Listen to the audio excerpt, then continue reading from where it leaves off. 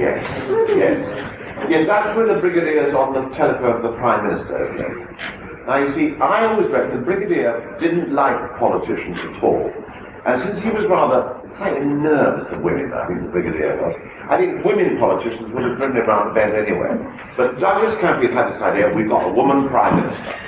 And he based on the fact that probably Shirley Williams, you see.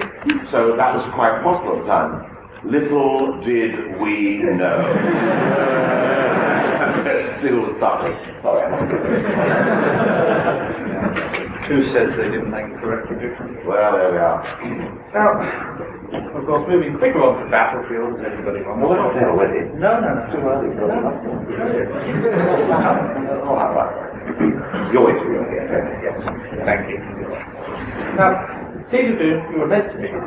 Oh, yes. Why not? Seed of Doom, because I got a better offer for a stage play. James Hart played the lead of that with Alan Eagle, with Rebel Tour, after being in the West End. And the BBC already had slightly irritated me by reserving me for a Doctor Who story.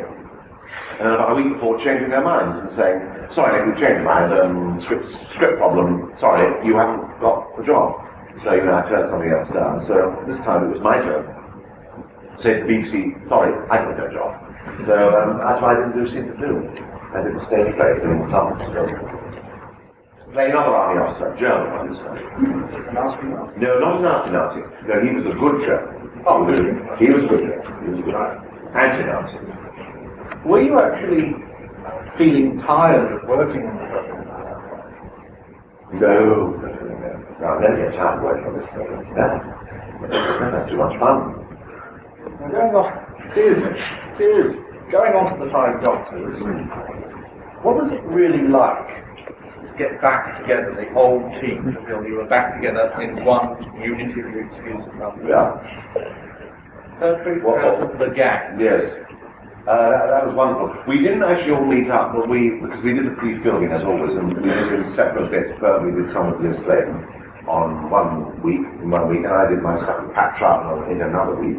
And so we all were slightly disparate. We had different calls. So that first rehearsal, in the rehearsal room in Acton, the Acton Hilton, the rehearsal room in Acton, that first day when everyone was there, poor Peter Martin couldn't get any work done because all this, as every person rolled up, all these people who've been in the program for 21 years, as everyone kept coming in for the rehearsal, yes, so the poor people, my kind of Sheriff and others who was playing, just this one, couldn't be heard. There was a great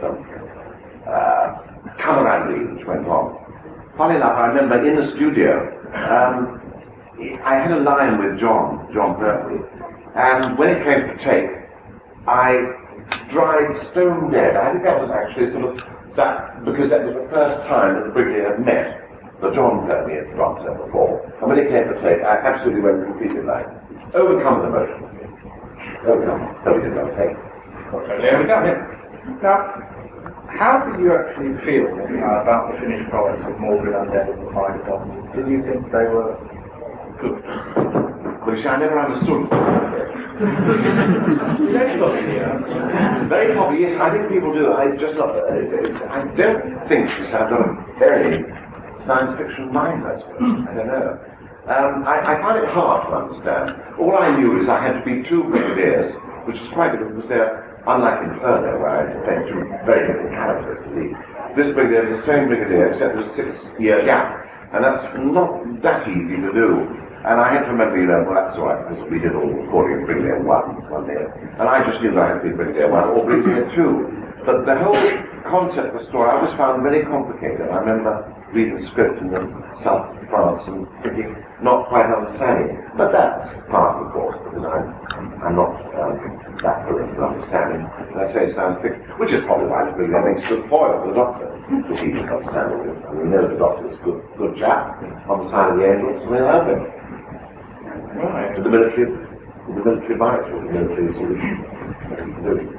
But did you feel that it was a good story for the Brigadier? It was a good story for the Brigadier, I suppose, because I was on the screen a great deal. But I think what it was, there were a lot of strands in that story, in Mordred Undead. I don't know if any of you remember or seen it. Because you see, there was a lot. There was the return of the Brigadier. It was after about 7 years. I remember when I first went back as a schoolmaster. I never got involved in the story. Return of the Brigadier. There was the Black Guardian, Valentine Black But the return of the return of Black Guardian. I mean, immensely important character. There was one other item, and on top of that, it was called Mordred. It was about Mordred anyway. There was a Mordred on bed. There were a lot of strands in that story, I think, which made it confused. I don't know. But it was very popular, but yeah, it did very well. It was voted by you and Clive Underpants has been very popular. Yeah. I liked him. Peter Moffat was very, very good lecturer to work with. I like Peter Moffat very much. And of course, again, I'm 5 Doctor people. Yes, he's gone. Well, not yet. Yeah. Well, why don't I talk about Dougie Campbell? You want to talk about Dougie? Okay. Well, he's, I think I own such a lot really, Dougie, and these nice people like Ian Martin, died, which is a great shame. Just that he was terrific. You'll be hearing from the lovely Peter Halliday, I think, somewhere around here later. I mean, Peter worked with Dougie.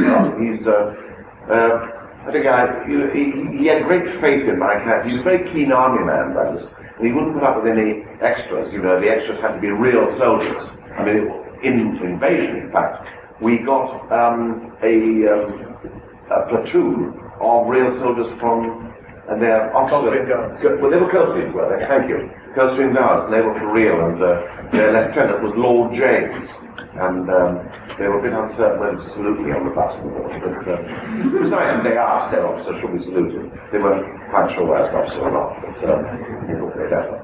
But they were very good, and Dougie had a really stick up army, and he worked tremendously hard, and he was a great perfectionist, Dougie, and he expected everyone else to work very hard.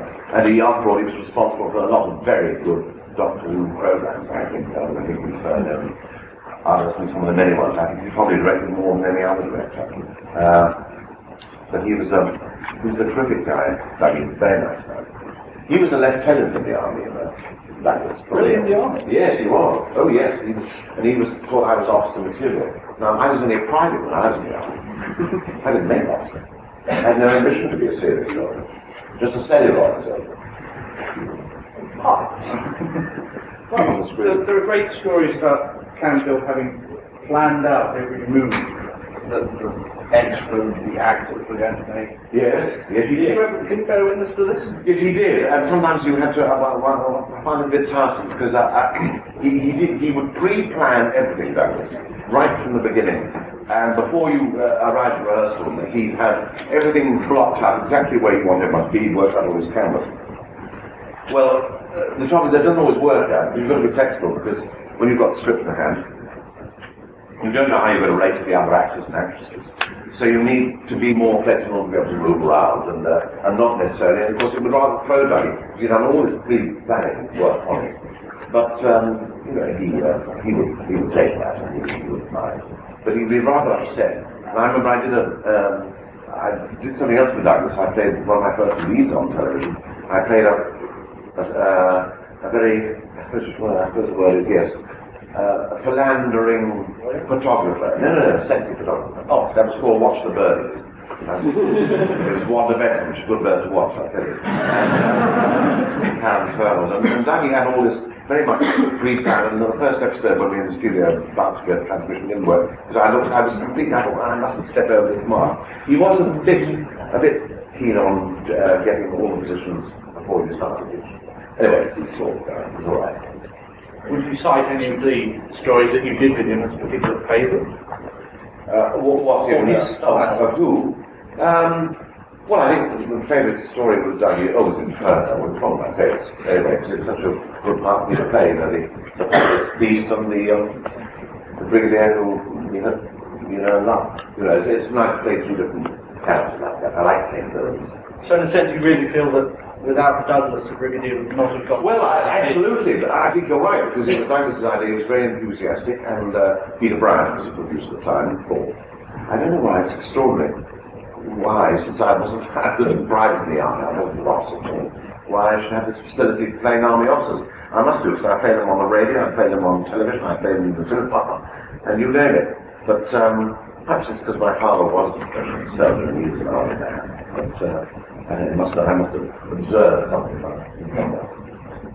But it was, yes, different good. But yes, I think I owe a lot to Paul Brigadier carried on as he did. Yeah. If you like, yes. Now you want to hear about Battlefield? Yeah. Of course, Battlefield marks your return, and it's actually specially written for you, isn't it? Yeah. It was actually specifically written for the Brigadier. How do you feel about the finished product? Even though you haven't seen it, but the story as a whole. I feel very enthusiastic about it, because when I read the script in the first draft, the second draft, all the lines that Ben Aronovich, who wrote it, he obviously knows the Brigadier, because I didn't feel like I wanted to change any of them at all. They were all dead in character, which is very, very helpful indeed. And, the humour was there. Some of the, which I tried to introduce in the early 70s, often, the Brigadier was just barking out orders, which is very boring for the actor, and quite boring for the audience, I would think. So I tried to get different lines in. For example, I wrote, I know we're going to talk about 3 Doctors tomorrow, but the 3 Doctors, for example, I don't know if you remember, they've arrived on this planet, and there's all hell breaking loose, and everyone's very worried. And I don't know what my original line was, but Terence allowed me to write it. The Brigadier then says, calm down everyone, I've had a recce, I've been out there, I've had a recce, and I'm finished for its chroma. He really thought they'd arrived at chroma. And that was one of my lines. And, it was just not to deliberately try and get a laugh on it, but he meant it. He meant it well. The humour comes out with it. And then when John Pert was changing into Tom Baker, after Plans of the Spiders, I think it wasn't a very good, satisfactory line at the end. So I thought, well, why don't I say here we go again? Because he's already seen, Clown, and so rather get on a new face. And things like that, just light, a bit of humour. Did that opportunity arise during Battlefield? Yes. Someone ad-lib? Only about a couple of editions. Well, they need them, editions, yes. When I need Sylvester. I better not tell you what they are yet. We'll take the edge on it. But a couple of extra lines here to find out what will add to the humor. There's been a lot of speculation about Battlefield, but it's ending. Yes.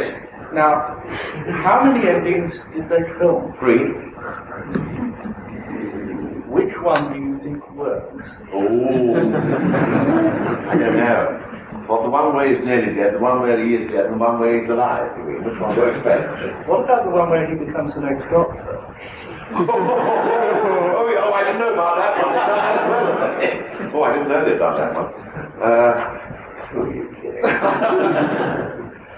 Now, there's a particular moment in Battlefield that sees the Brigadier in a different light. Or yes. Seen before. Right at the beginning, yes, right at the beginning. Well, it starts off, I can tell you, it starts off, because in this story, we see, any of those who you remember, it was Planet of the Spiders, yes, Planet of the Spiders, there was a scene where Cyril Shaps was having to say, give me your watch and I'll tell you something about you. And it comes out, the Brigadier had this liaison with this lady Doris from Brighton. I don't know if any of you remember that. Well, Doris appears in the story, and he's married her. She is Mrs. Lethbridge Stewart. And the story still starts actually when I'm in series, down the town, and I'm bought out of the town, get uniform fairly quickly. And so Doris appears in the story, and the Brigadier has his first screen kiss. It's not a gay, the Brigadier's first screen kiss, And I've shown you his first screen kiss. I expect to link it for event. I beg your pardon? What? I didn't hear that. How did Sylvester feel about being